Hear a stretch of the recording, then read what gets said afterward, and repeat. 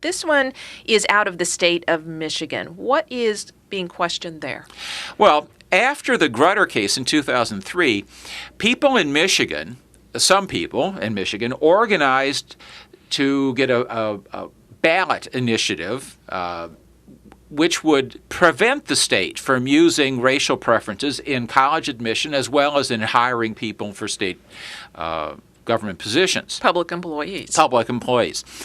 And that initiative was on the ballot in 2006, and it passed by 58% to 42%. And the language in that is very similar to the 14th Amendment of the U.S. Constitution, saying that people will not be preferred or discriminated against on the basis of race.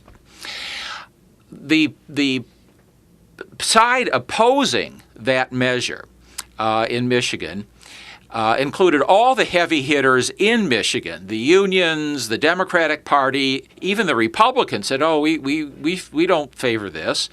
The education establishment, the churches, almost no institution was in support of Proposition 2. And the opponents outspent the proponents about 5-1. And nevertheless, the people voted 58 to 42. We don't want racial preferences in the state. No question there. It was overwhelming. It was very strong in a Democratic year, it should be mentioned. But instead of just saying, well, the people said we can't use racial preferences, so we won't, they kept on fighting this. But instead of going back to the people and saying, well, let's repeal that or let's change the language in the Constitution so we can use racial preferences, they went into court looking for sympathetic judges who would overturn what the people had decided. And they did that.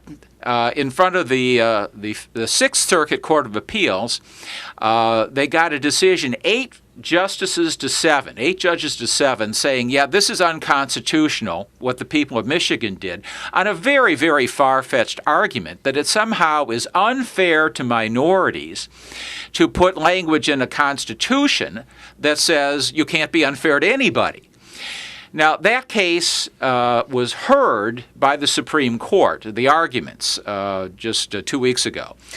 And the ruling will come later this year, but almost everybody thinks that the Supreme Court will strike down what the Sixth Circuit decided and allow the people of Michigan to continue saying no to racial preferences.